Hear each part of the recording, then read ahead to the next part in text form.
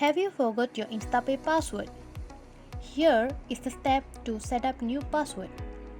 On your Instapay login page, click on Forget Password. Enter your mobile number. Click Agree and Submit. Now you will reach to Forget Password page.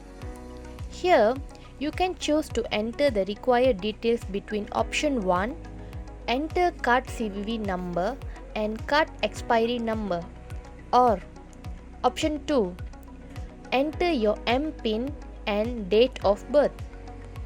For option 1, enter your Instapay card CVV number. You can find CVV number at the back of your card and enter your card expiry date. Or option 2, you can enter your MPIN and date of birth as per your passport and click to verify. Now you will reach to reset your password page.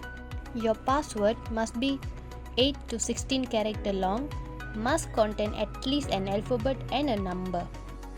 Create new password. Confirm password. Submit. Now you will reach to Instapay login page and you can enter your new password to login. Successfully login.